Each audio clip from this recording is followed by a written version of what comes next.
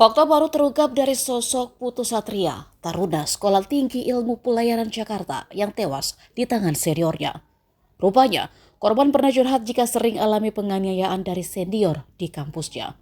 Curhatan itu diungkap sang kekasih ke pengacara korban. Kuasa hukum korban Tumbur Aritonang mengatakan kasus penganiayaan yang dialami Putu Satria diduga bukan pertama kali ini terjadi. Pada Desember 2023, korban sempat curhat ke pacarnya dan menunjukkan luka lebam di dada. Diketahui, korban merupakan taruna tingkat 1 dan baru masuk Sekolah Tinggi Ilmu Pelayaran pada September 2023.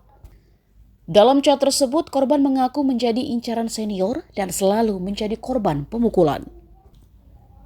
Tumbur Aritonang mengaku tidak mengetahui berapa kali korban mendapat pukulan dari seniornya. Hal ini pula yang menjadi pertanyaan dari sang ibu korban. Nengah Rusmini sebelumnya mengaku janggal dengan kondisi tubuh anaknya yang penuh luka lebam.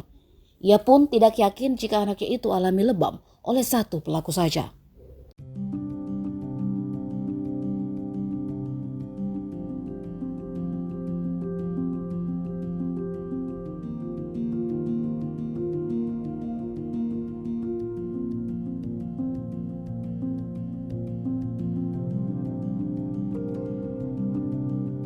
Download Tribun X sekarang, menghadirkan lokal menjadi Indonesia.